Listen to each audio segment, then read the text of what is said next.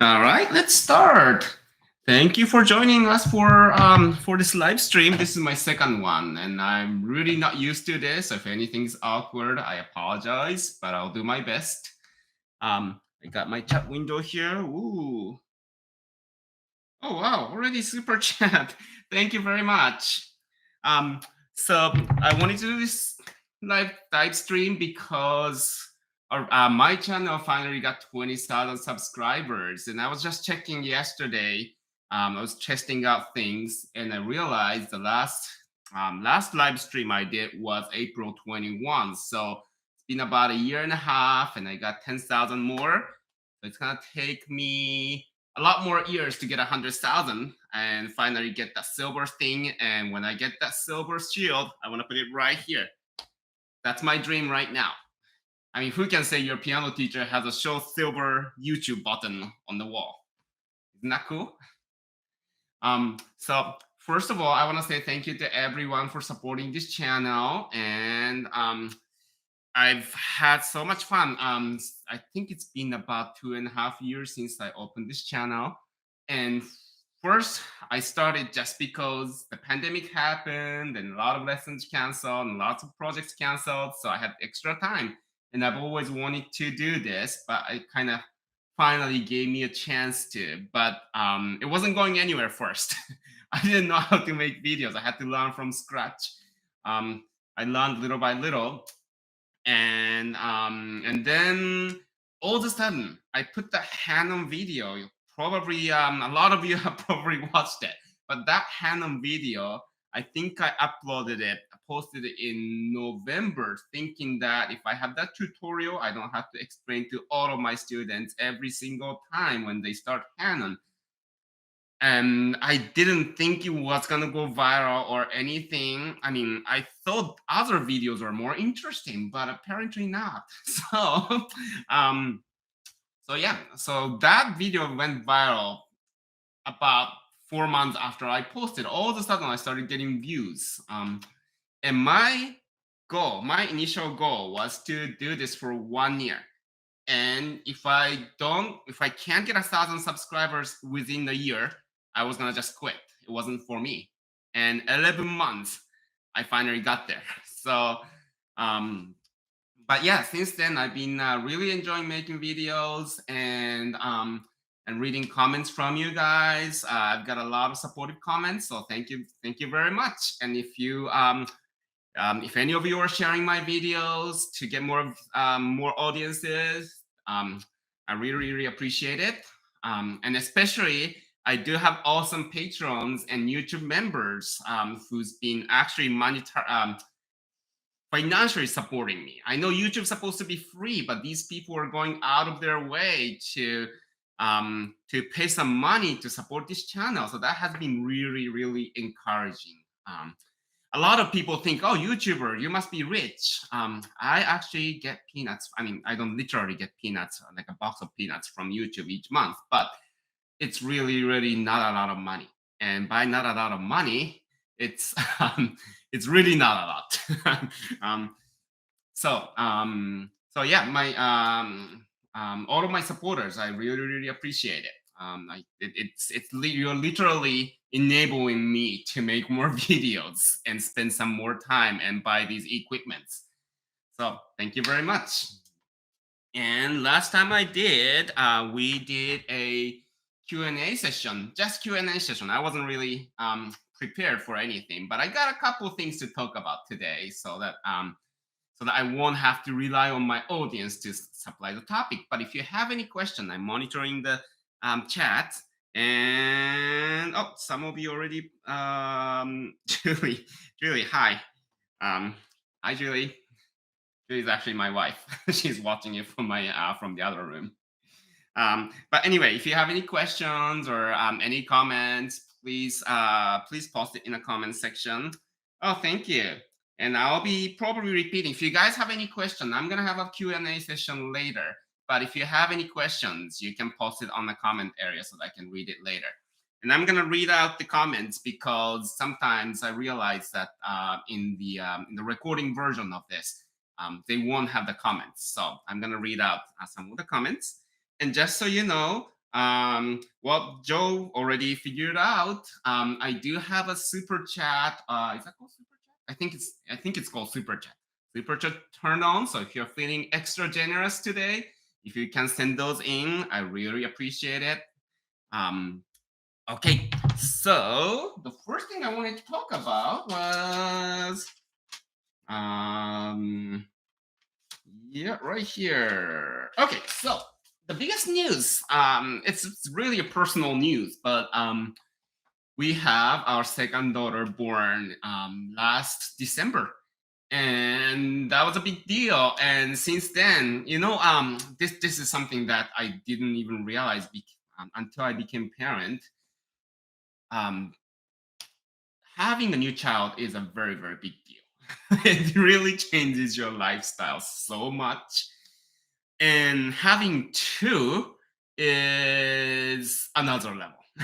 And it's I really love both of my daughters, and I really enjoy every single moment of taking care of them, playing with them, but it really makes everything so hard. And the so I was thinking, well, we already had a baby before and we know what to expect, and I thought it was going to be a little easier this time. Yes, it was. But on the other hand, you're gonna have to take care of the baby along with the toddler. So that's a new kind of difficulty. I guess it never gets old when you become a parent. Um, but what I wanted to talk about today was there are two things I have to deal with right after our daughters were born. I actually no, not my daughters were born, but my second daughter was born. Um, this is something to do with me being living here and also having a Japanese citizenship. And I had to deal with both of those governments. That sounds fun already, right? So let's talk about the Japanese government first. So, me being a Japanese citizen, that means anybody who I create can automatically get Japanese citizenship, but you have to register with the government within 30 days, and then that's not too big of a deal. But in our case, because of the virus that you're not supposed to mention on YouTube, I haven't seen my family. I haven't gone back to Japan for the last almost 4 years. And I really, really wanted to take my daughters, show my parents their grandchildren. So I was determined to get us to Japan. And for usually, if you're U.S. citizenship, it's really easy. You just get your passport and go. But if you are Japanese citizen, you're gonna have to have a Japanese passport to enter Japan legally and exit Japan legally. So in my daughter's case, she is a dual citizen. So she's American and also she's Japanese. So that means, and I called Japanese consulate in New York to ask about it, and they told that she has to have a Japanese passport to go and exit Japan. Um, and at first, I didn't understand why, because she's also a U.S. citizen, and U.S. citizens can just go to Japan without any visa with just a U.S. passport and get out and come back. But just because she's Japanese, she has to have a Japanese passport. So this kind of creates the situation where you are Japanese, so you can't go to Japan because she doesn't have a Japanese passport. So I was like, all right, let's get a Japanese passport. How do you do that? First, you have to do this family registry. You're gonna have to fill out the form and send it to the consulate. And then they're gonna send that to Japan, and then she's gonna be registered in Japan. Now she's eligible for Japanese passport. And in order to do that, I have to first send an envelope to US Japanese consulate in New York, and then have it snail mail back to me, and it had to be on a certain paper. And then I asked, could I just download the PDF or something? And then they said, oh, well, it has to be on A4 paper. And A4 paper is this size of paper that they use in Japan that's slightly different from letter size. Like anything that you print on A4 paper will fit on letter size, but they won't allow it. It's just because it's a little bit different size. So I had to get that special paper, special form from the consulate, and fill those out and send it back to consulate, and that'll be sent back to Japan and takes a few weeks from there. And finally, um, she's registered in Japan.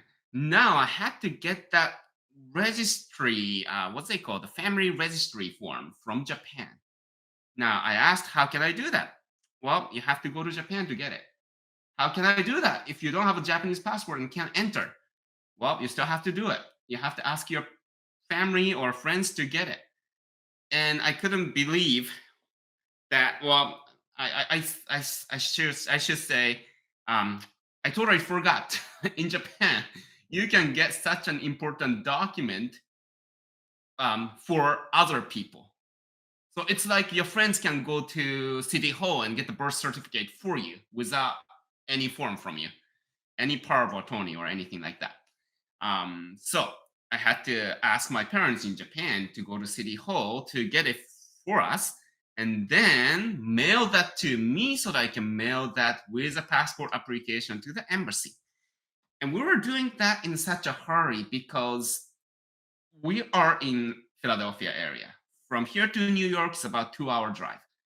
And 2 hour drive into New York City traffic with a newborn baby is um it's it's hard for me to do it, but at the same time to do with a baby is another level because they might get sick during they might get car sick or they might have to use the bathroom. Well, they don't use the bathroom, they just go right there, and we're gonna have to find a place to stop. And we can't really tell how long it's gonna take. The 2 hour drive can be easily be 3 4 hour drive, and then just to get that form, and you have to drive in the city, and then just to get that passport, and then come back out, and then another 2 to 3 to 4 hour drive back. And I can't do it by myself because somebody has to watch the baby while I'm driving. So then my wife has to take a day off at the same time. It's just so much hassle. But there are 2 days each year where you can receive the passport in Philadelphia. So I had to make it. And in order to make it, the deadline to do that 1 day consulate service to get the passport in Philadelphia was February 24th. So my daughter was born at the end of December. We had a month and a half to get all that done. But first, we had to wait for the birth certificate to arrive at our house and then send that and other forms to consulate. And consulate sends that to Japan. And then everything's done by snail mail. And then I had to ask somebody to get that certificate from Japan and then mail it to us and then mail that form to consulate again, this time with the passport application, and then we can finally get the passport in Philadelphia. But if we miss that, then we have to go to New York to receive the passport in person. So that's the thing. Like why does it take so long? Like the government entity already has our information. So I feel like when they get the form in New York, that should be good enough. That they should be able to start the process. But they had to snail mail that into another entity in Japan, and then from there had to go to my parents' hometown city hall, and then had to be mailed out from Japan to here, and then mail again to New York. That was such a hassle. And if you remember, if you have recently renewed your driver's license or passport, a lot of things here you can do electrically. So I was so used to that. And on top of that, they have forms only in Japanese. In fact, they don't even tell you how to do all of these in English on their website. When you go to the Japanese consulate website, there's no information about how to get Japanese passport. So I had to do everything in Japanese, and I do speak Japanese. but I haven't spoken officially for since high school. And I've never dealt with government affairs, and now I'm trying to get a real living person onto their system, and it was so confusing. It was so confusing. So everything was so confusing, and I mean, you would think Japan. I mean, they're so advanced, and they have all these computers and things you see on TV about Japan. Like you think they're such a modern country, yet their government is decades behind. I would say decades behind. They're still using a paper and snail mail to do all of these. Um, at the same time, I was renewing my green card, which took me about 5 minutes on their website, and then just came in mail. So, um, so you can tell the difference between how efficient here it is, and then how inefficient there. But one country can do it. Can't. Uh, what should I say? There are always pros and cons in each country. So here in the United States, at the same time, I was dealing with the medical bills. Of course, when you have a child, you're gonna have to go to hospital, and then you're gonna have to pay for it. And if you're in Japan, you know exactly how much you are supposed to pay. And I made a video about this long ago, how Japanese healthcare system works. Basically, everybody has national insurance, and you know exactly how much you're going to pay depending on what care you're getting. You can even go onto the website to find out how much exactly those charges are. Here, everything is mystery until you get a bill from the hospital. And so we got home, and they won't even tell you how much you owe until a month or so later. And by the time you forgot about everything, you get the bill. And I was struggling to understand the hospital bill because we only stayed overnight and we got charged for ER and hospital stay. So I called the hospital and say, "Hey, why are we getting charged for ER?" And did they say, "Did you go through ER?" And I was like, yeah, it was in the middle of the night, so the doctor's office told us to go through the ER, but we only stepped through ER to go to the maternity ward. And apparently that is $6,000 charge. I forgot how much exactly it was, but it was thousands of dollars of charge. And I was like, then were we supposed to be waiting in front of hospital until they opened? Um, so then I was talking to the insurance company and I was like, hey, why are we getting charged for ER because we didn't use it? And if you've talked to insurance company or hospitals or any medical provider, you probably know this. The provider will say, talk to the insurance will say, talk to the provider, and you keep calling back and forth, and you have no idea what you're doing, but then somehow you're responsible to talk to each of those parties instead of them talking to each other.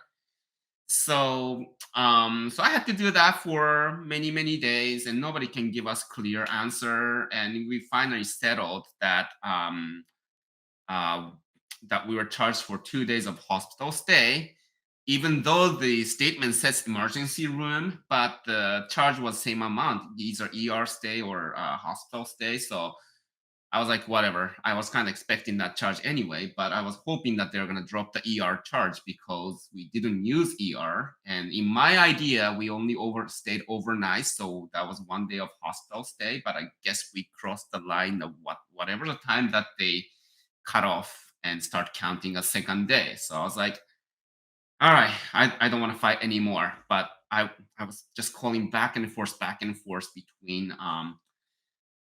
between insurance company and then the provider, and every time I called them, I talked to different people and the answer is different. So it was really frustrating. So that's what I was doing since from the beginning of January, I guess, trying to find out how we can get the passport without driving 2 hours with a newborn baby to New York City. And oh, and then how much we really owe for this whole ordeal.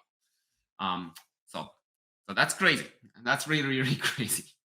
So I think, I mean, the free market's great. It helps the development of the medical technology and stuff, and it advances medicine. But at the same time, I mean, if you're sick and you came home from hospital, do you really want to deal with all of these nonsense? Like, don't you want to know what you owe? Um, Hopefully before you go to the hospital, but don't you want to know that you are actually paying a fair amount? Like, I don't think these things should be with like it shouldn't depend on how well you negotiate with the hospital or how good you are at yelling at customer service or I don't know. This I felt like it's really really wrong, and yeah, so that's a huge complaint I have about the U.S. medical system. Um, I don't know if you guys have. Do you guys have any other similar experience? Let me check the comments and see what people are saying. By the way, everything's worked out so far. So now our second daughter does have a passport. We made it. We were able to mail it out, the form, final form. Um, I think 2 days before the deadline. If we did miss it, then we would have to either go to New York City to pick up the passport, or we'll have to just give up the trip because Japanese government won't let my second daughter in the country. The reason for that is because she's Japanese. That doesn't make sense at all. But I mean, you got your government here, we got our government back there. Um, okay. All right. Elizabeth 236. I can understand the struggle in a certain way. I'm a migrant since 2016. Oh wow. So you and I are kind of close. Um, and any type of administration procedure for getting residency here and there is so heavy. Yeah.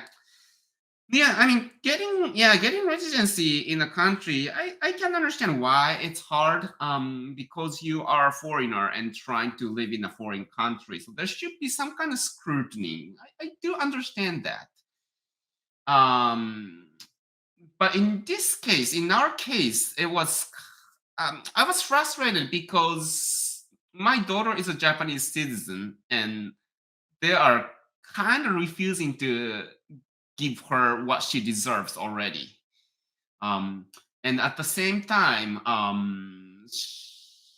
we did all the procedures, but then just because we did the procedures correctly, and now she officially has a Japanese citizenship, now they're saying she can't go to Japan because she doesn't have a Japanese passport as a Japanese person. Um, so that I thought was stupid because I mean she's also a U.S. citizen, so she has all the rights to enter Japan.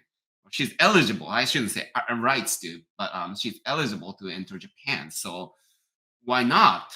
And if Japan doesn't release her from Japan to come back home, then that's like kidnapping U.S. citizens. So I don't know what the U.S. government would do in that case, but I just didn't want to risk it. If all of us could enter Japan, but if she had to be deported, like, are they gonna just deport what 6 month old baby by herself? Like, who's gonna take care of her throughout the way? So, um, all right. Cookie. Good to see your channel is doing well. What would you say is the most impactful thing you've done to improve your piano? You've done impactful thing I've done to improve my piano. Are you talking about my piano playing, or my piano itself?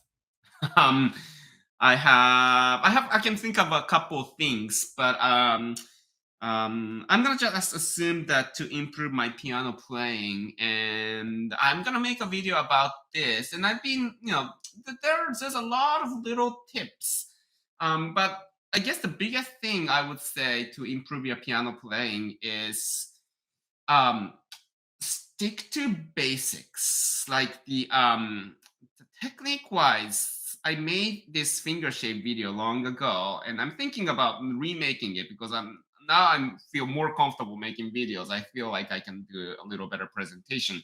But the finger shape is like the biggest thing technique wise for me, because every time when I was advanced student and I was practicing, and if every time when something's not going well, I could always find my finger kind of collapsing and kind of slipping on the keys. So that's what I emphasize in my teaching a lot. I my teacher did emphasize, but I don't know how much she emphasized. I mean, it's so long ago, I don't remember it. But yeah, for my students, I'm really picky on these basic techniques. Keeping your fingers curved. I know when you're a beginner, you can collapse your fingers and still play, and then piano's gonna make somewhat decent sound, but that will not um, that will not get you to a higher level. If you're collapsing fingers and so used to it, and then now that you're done learning how to read the basic music and starting to do something a little more complicated, your flat finger um, um, won't give you the accuracy that's required at that point. So yeah, that's really important. Another thing is to listen to yourself. Like there are two things that you are hearing when you're playing the piano.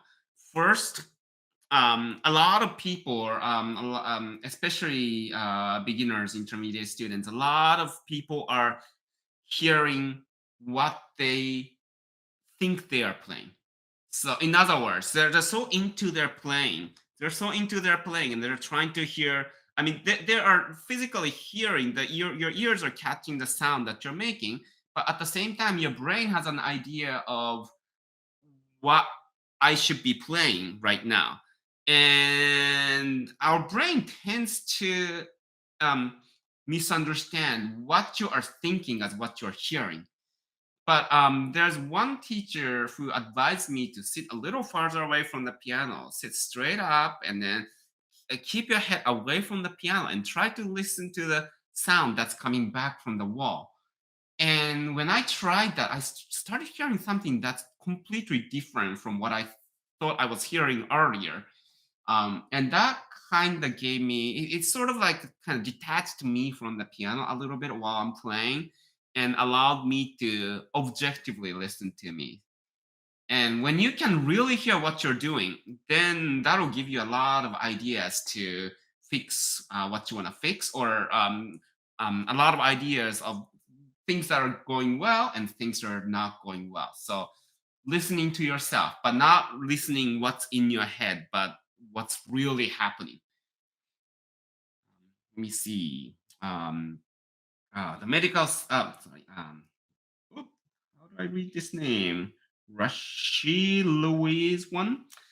The medical system and loans are bad in the US. There's a medical loan. I guess there's a medical loan. Yeah, that sounds terrible. You are in debt because you are sick, right? Like you get better and you get out of the hospital. Now you're in debt. Okay. And woo, there's a huge super chat from Deb. Thank you very much. They're so generous. So glad you decided to keep making content. I found your channel from your Hanon videos. Yes, everybody finds my channel from Hanon. But everything else has been immensely helpful as a beginner piano student. Congrats on your baby, by the way. Thank you very much. And wow, this is such a generous super chat. I really appreciate that. So yeah, the Hanon video went viral, and I really don't know why. I didn't expect it to. I thought I put a lot more interesting things other than the Hanon before Hanon video. None of them were getting significant viewers. Then Hanon happened. Actually, Hanon happened after I post 4 months after I posted the Hanon video, and just started going crazy, and it's still going. It's still not as hot as it used to, um, but it's the Hanon's still going. Hanon's getting a lot more views than anything else. And a lot of people asked me about the black key playing, so I put that video about the black keys, and what books I use for beginners. I put those out. Those are, the people are watching those, but not as much as Hanon. Something about that Hanon video called YouTube's Eye, and I don't know how the algorithm works, but if I can find that out, my channel might go a little more viral. But I don't know. I really don't know why Hanon's so popular. I'm glad everybody's enjoying it. Hanon is really important. That's one of the things that gave me my technique. I truly believe so. At the same time, it's very controversial because it's a very repetitive exercise, and just like any other repetitive exercise, if you're not doing it right, then you're doing something bad repetitively to your hands, and that can cause injuries. If you keep torturing your hands like you're not supposed to, then that can lead to serious injury. um, but so it can be very controversial, but if you do it right, it definitely gives you really nice technique, and you can see your fingers moving faster and faster, almost every day, little by little. But yeah, you can feel your fingers going faster and faster. It feels really good. Okay, let's go back to the the comment. Sorry, I just saw a very powerful comment here, and got really excited. Um, okay, and Elizabeth, it is very complicated. Sorry. What was I reading earlier? Oh, sorry. The Rashid Lewis one's comment. The second comment. I come to the conclusion Hopstall just make up high random numbers for prices. Yeah, I really think so. And I also heard that what hospitals charge us if we were paying out of pocket, and what they charge for insurance company is different. Um, yeah, it's like it's really really like very messed up marketplace where you know I really enjoyed my trip to India, and I don't want to put a stereotype out there, but in Indian market, and then that's like like on street market, like outdoor market. There are lots of vendors, and some of them sell the same exact thing. And so we bought a shirt, and in India, it's really normal to negotiate the price. So you'll never pay a asking price for anything. So we were walking in that market, and it's a really fun place. Like there's a lot of traditional clothes, and there are some traditional musicians playing music. It's really vibrant. I really enjoyed the experience. But we bought a shirt for a certain price, and then we found another vendor that was selling the same shirt, and then one in a different color. So my wife and I were trying to see how much we can negotiate down from what we paid earlier to get the different colored shirt. And at that point, we already had one of them, so we were okay if we couldn't get it. And we're just trying to see how low the price will go down. But I mean, there are people who don't know how to negotiate and who would pay the asking price, and then at the same time, next person can come and can get that for the half of the price. And it's fun when you're talking about like maybe $10 shirt or $20 dress or whatever. Things are pretty cheap over there, but here we're talking about like I don't know, like your surgery can be $250 copay or $9,000 or $160,000 for appendectomy, um, or those astronomical numbers, and we can even laugh about it. It's ridiculous. Like it's not something that you should mess with. And at the same time, like US has one of the most advanced medical technology, and the facility and everything. It's a shame that people can't use it.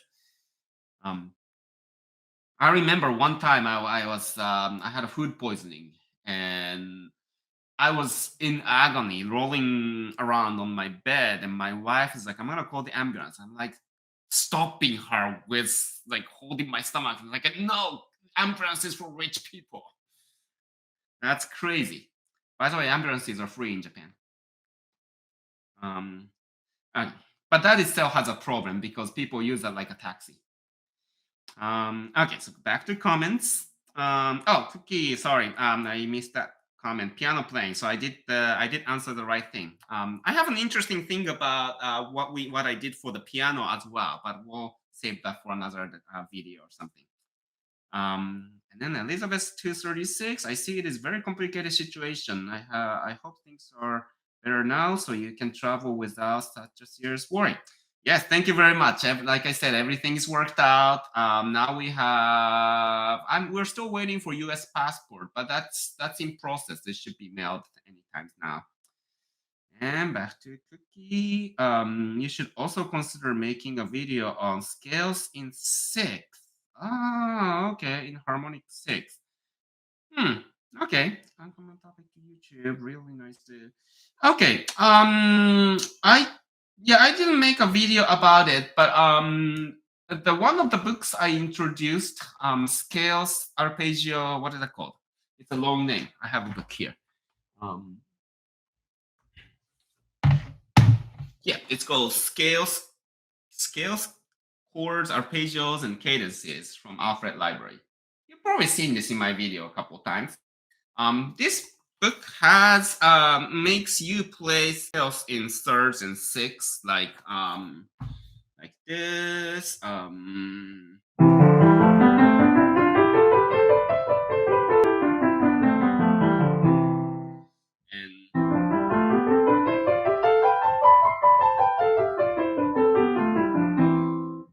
yeah, so it does make you do that.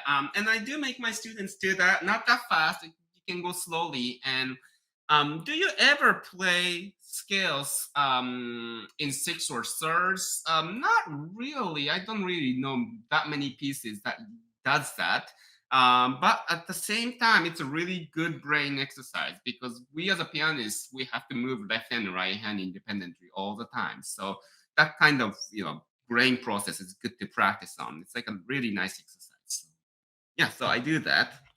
Let me see.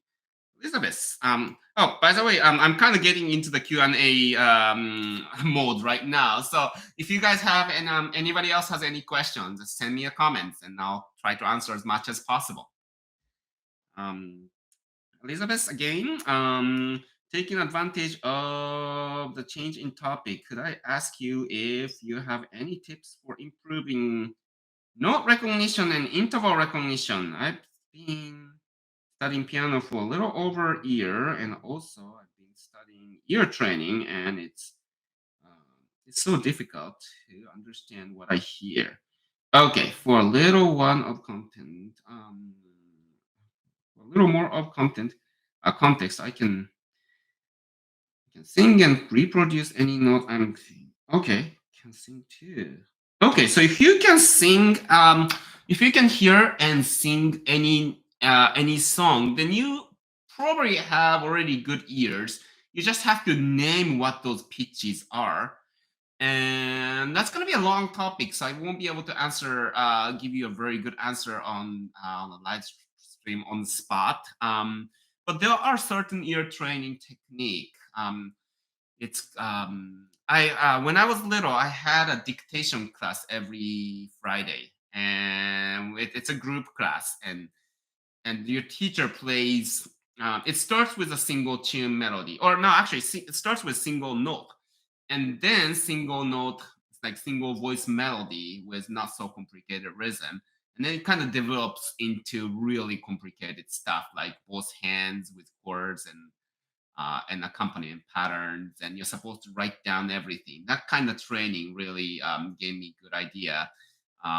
There are some ear training apps that the thing about that is that here I I really want to do that class. I really want to do that what we call oral theory class, where you sing and you also listen to the teacher playing and try to write down, train your ears. It's really important to become a musician because music is like language. I made a video about that as well.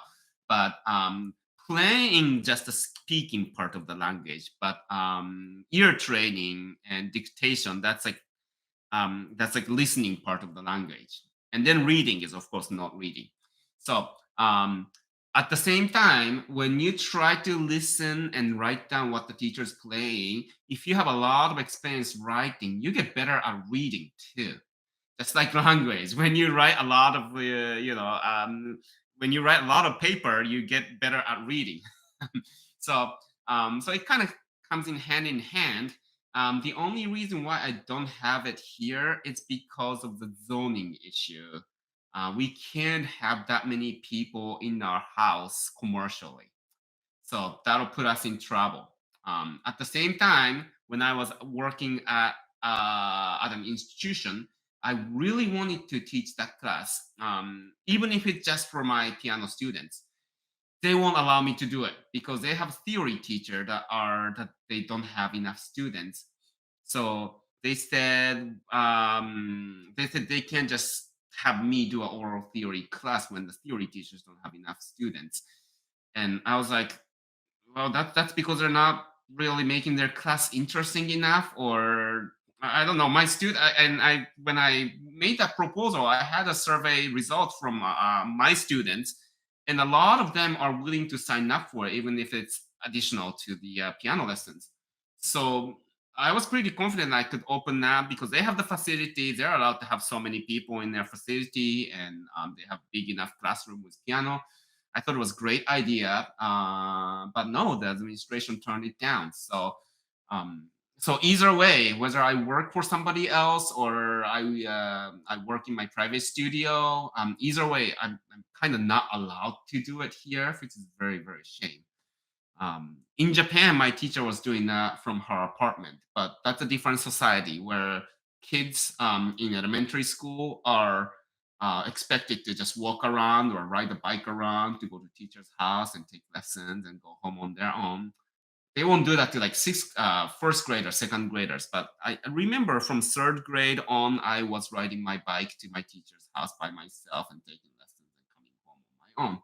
So they have their own transportation over there in Asian countries, especially in Japan with bikes. That's great because bike lets you go really far away. Um, Let me see. The comments recognize those. Okay. Cookie. Oh, sorry. Let me clarify. Okay. So the comment from Cookie. Oh, sorry, let me clarify. I meant double notes in each hand. Oh, double note in each hand. Parallel thirds and six. Okay. Yeah, that we do in dozen a day a little bit. And then of course it's picked up by Hanon later on. Yeah, that's interesting. I feel like I learned those not from Hanon or anything, but through playing pieces, because parallel six and parallel octaves, they don't tend to last that long. So if you can play like an octave of the parallel third scale with one hand, actually, I don't know if you've seen it already, but I have Bergmutter number 4 um, in-depth lesson video in my Bergmutter series playlist. That I think it was number 4 that has that this kind of passages a lot. So that's parallel third right there, and then you have this that's parallel six. So you can yeah, that should give you some idea of that. All right, let me see. Cheryl. Most bankruptcy in USA are because of medical care. Yeah, I know that's really shame. You either you either die from illness or die financially. Um, I encourage you to keep keep after them about being charged for the emergency room. It's a scam system, unfortunately. Yes, I really agree. It's a scam. They just try. You know how scammers come up with all these crazy schemes, and then hopefully one of us will fall for it, and then they get money out of it. It's the same thing. Like hospitals send you all these bills like randomly. I mean, I hope they're not trying to do it intentionally, but there's a lot of bills that were sent by mistake, or some kind of wrong code or whatever that they use, and then hopefully one of us won't even realize and pay up. So that's really, yeah, it's same as scam. I totally agree. Martin, hi Akira, congratulations for 20K. What is your opinion of training relative pitch for those who don't have perfect pitch? Can a well-developed relative pitch be as good as a perfect pitch? I think so. Yeah, relative pitch is yeah, it should be very very useful. In fact, in college around in US, they train your relative pitch. In fact, they mainly try to do a relative pitch and not really perfect pitch. And I have a perfect pitch, so I had a little trouble doing their way of oral theory here, because we use movable do here. So I mean, for me, that's always do. Like it never moves. Do re mi fa sol la ti do. But then colleges here use movable do, which means if you're playing D major, do re mi fa sol la ti do, do re mi fa sol la ti do. And to me, it's definitely not do re mi fa sol la ti do that I just played, and it really feels weird. But I was well, my teacher was understanding of the situation, but he still encouraged me to try to do it, and I tried it, and I could kind of fake through it, but I couldn't completely adapt to it. um, but back to your question, yeah, relative pitch is very useful because if you can, it's just a way you're hearing the note. It's just a little different way you're hearing the notes, and different way of naming those notes. So yeah, definitely, it can be as good as perfect pitch. If you can remember what those sounds like, what C sounds like, if you can remember this pitch, mm, and can recreate it in your mind, then that relative pitch all of a sudden becomes perfect pitch. Um, okay. And then Elizabeth 236. I would sign up too. Oh yeah, the the class. Yes, yes. I'm thinking about. This is just me thinking out loud, but maybe I can make some course where I play examples of or dictation, and then students have certain number of times to listen to, and then put the answer out there. But that requires me to basically make a workbook of dictation from scratch. Because if I use existing workbook, that'll be a copyright infringement. So I'm gonna have to come up with my own, totally my own material, and that's a whole different project that I have to take on. Um, but I was hoping this YouTube channel will go become a little bigger. Right now 20K, and it's really great. Like 20,000 people subscribe. 20,000 people think I'm worthy of something. That's like a really great feeling. But if this channel is actually big enough to be self-sufficient, aka makes enough money, then I can take time away from time from some of the other work, and then I can create my own method book, or I can put my um, time into those things. Yeah, so that's something I have in my mind. It's like I want to create the same experience of learning that I was gifted with when I was little. So that'll be really awesome. And hopefully this. So I have this YouTube channel. I have Patreon. I have YouTube membership. And then I have online studio where people can sign up for one-on-one lessons. If those become if those right now those are very very tiny businesses, but if those really grow and self-sustainable, then I can put more of my time into putting back into community that way. Yeah, But unfortunately, I'm gonna have to support my family right now, like everybody else. So putting out one or two videos per month has been the most I could put my effort and time into while running a private studio and all that, and growing two children and raising two children. Um, but yeah, that'll be really fun in the future. Um, Elizabeth 36. Yes, I miss riding my bike for going everywhere while living. Oh, you live in Tokyo. Wow, that's great. What area, if you don't mind? Because I'm almost from Tokyo. I'm from next prefecture, but I used to go to Tokyo all the time. We were actually I lived basically big river across from the Tokyo. So um, and thank you so much. I will practice note recognition by writing down the notes for the time being. Yeah, writing should really help you with your reading skills.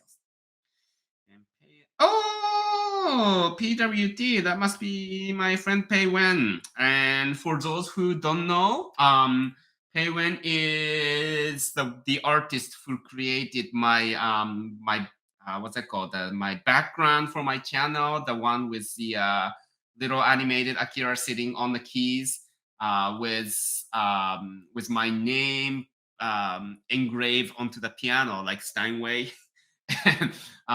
And also my logo. And then if you become my YouTube member, you get this little tiny logo with eyeglasses. That's her doing too. She's been doing all the artwork for my channel. She's a really good artist, and she has her own channel as well. So um, I'll try to leave her link to my to one of to the recording of this session. Um, Okay, Cookie, thank you for the detailed responses. Here's 100K by the end of end of 2023. With the current, I did this calculation with the current pace. I get about 300 subscribers per month. So it takes about another 10 years or so, but hopefully it's gonna algorithm is gonna catch me somehow and then start getting more and more numbers.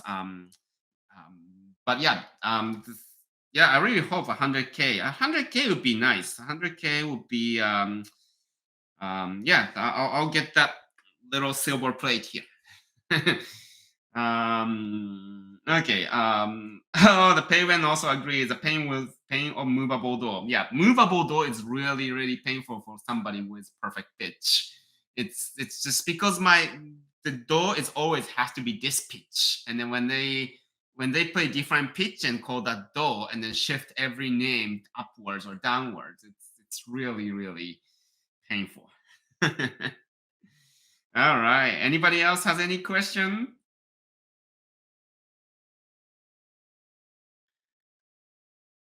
It is good timing. Let me see. So if nobody has any more questions, I did promise. Oh, Rashid Ruiz, any favorite composers for early intermediate pieces? Haydn is pretty great in my opinion. Um, Haydn, Mozart, well, I mean, yeah, early intermediate. I'm trying to think. Um, early intermediate. Depending on what you call an intermediate, in my definition, early intermediate is when you finish piano adventure series and then when you start using those Hanon Czerny, Bergmüller Sonatina, those. And there is this is really exciting point where you are getting off of those method books and now you're starting to use more serious piano pieces for your practice sessions.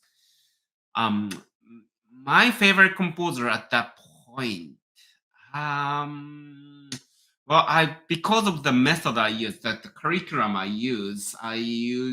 stick to kind of Clementi, Kulo, um but I have to say Bergmüller is my favorite composer around that level. It's really he wrote all these 25, not only that, but he wrote this opus 125 progressive study pieces, and those are really enjoyable to play. And usually my students finish that book first out of all those four. um, yeah, and but there are some motor sonatas that are accessible for my students around that time. And Haydn's great, of course. Um, there are other composers. When you finish the Bergmutter, I sometimes use this um, um, use this book. I'm going to show you. It's Artistic Inspirations book. And this is a really good bridge between somebody who's finished Bergmutter and then starting to play some of the romantic pieces. It's really not that hard, but has nice pedal technique and like more of a um, um, romantic style to it. It sounds like it's a Japanese composer, and it sounds like what you would hear in Japanese anime sometimes. But yeah, it's. I mean, these are really good pieces to sort of like have one cushion between going from Bergmutter to like Chopin and stuff. Um, and I wanted to do a book introduction of this book, but I'm gonna have to talk to the publisher and sort out the copyright issue because if I just play all these, record it, and introduce it, it's definitely I'll get a copyright infringement. Um, yeah, on YouTube, you really gotta be careful about the copyright. Rashid, thanks for response. I bought your recommended, and I'm having trouble playing the pieces in the Sonatina book. They're so long. Yeah, you have to do section by section practice. So sonatinas are in sonata allegro form, and it's basically made in three different sections. And so yeah, the section practicing. Don't try to learn the whole sonatina in one sitting. Try to learn little by little. Learn the first part first, and then try to learn the second part and put them together. Try to learn the third part. Yeah, it takes a lot of stamina to play through it as well. Those are not easy pieces. That's why I call that intermediate.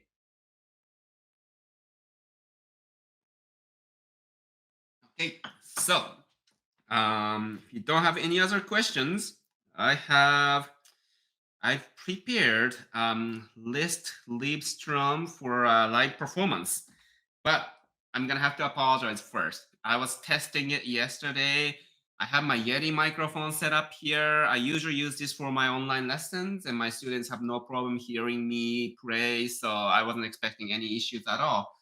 I listened to the recording of the test stream, and it sounds like I'm underwater. And I think what's happening is there is just like Zoom when you don't use that high fidelity music mode to do the music lessons. Your piano sounds like you're underwater.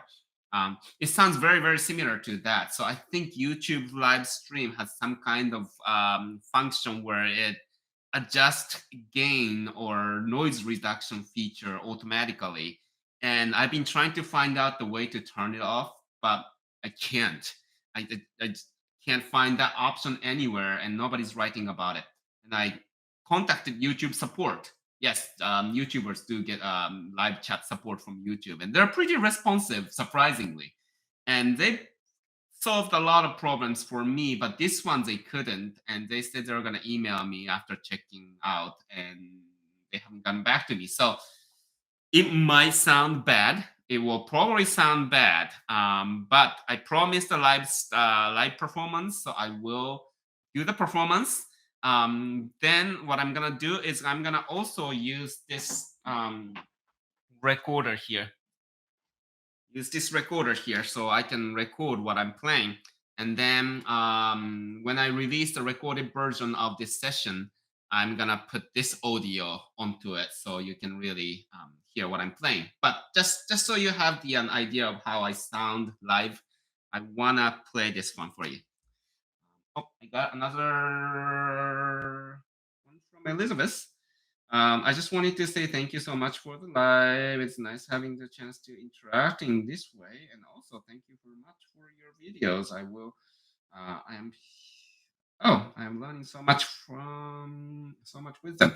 Oh, thank you. I'm really glad you're learning from it. That's why I make it. And when I hear people are learning from it, when I see those comments, that really makes my day. Because that's the only reason why I'm making it. So let me set this up, and then I'll play that.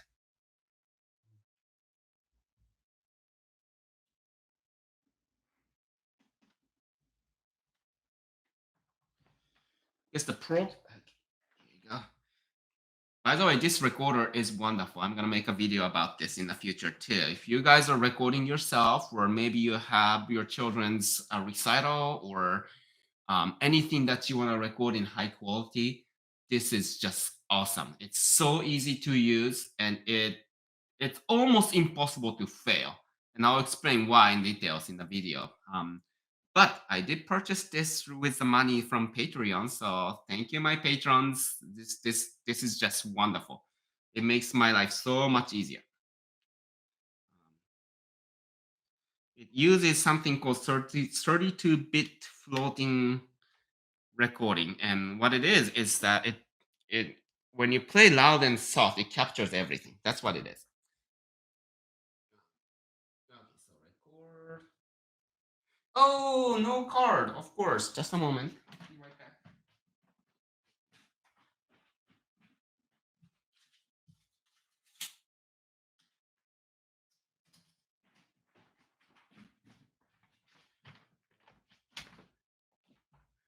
When I tested when I tested earlier, it didn't say no card, but when I hit record now, it says no card, and of course there's no card in it.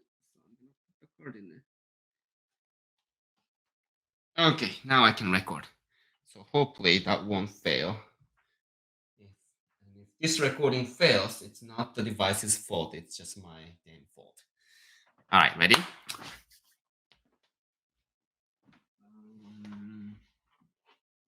Hopefully the sound is not too bad.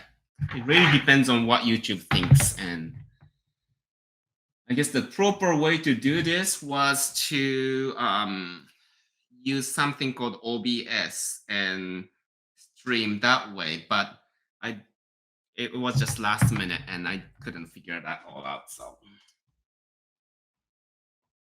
here you go.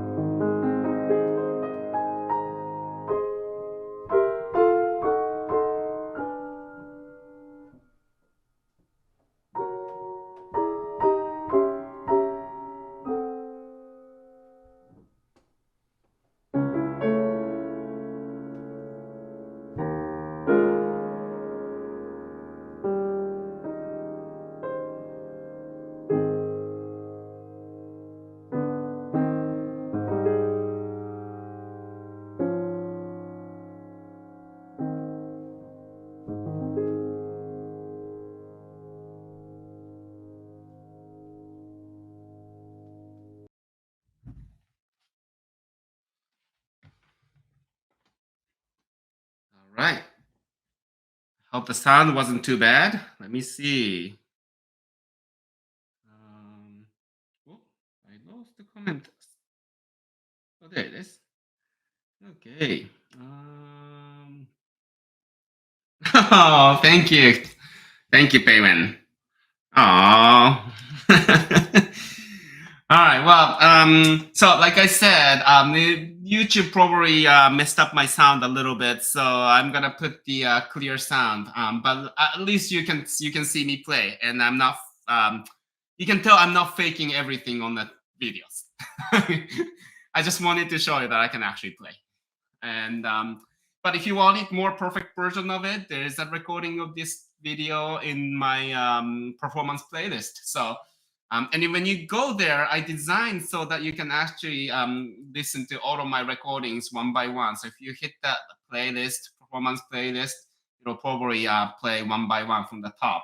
And this piece is one of the things I posted there. So let me see. Oh, thank you, Encore.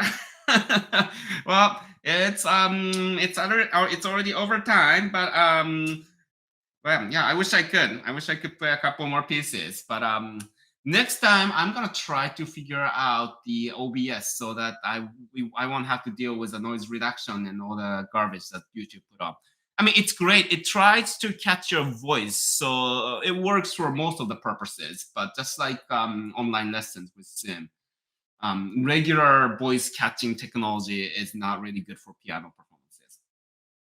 Um, all right, so thanks for joining, everyone, and I'll see you in the future videos. If you have any other suggestions for topics, feel free to leave it in any of my videos comments. I get all those comments. I do read all of the comments. Sometimes I can't answer all of them, but I try to do as much as possible. And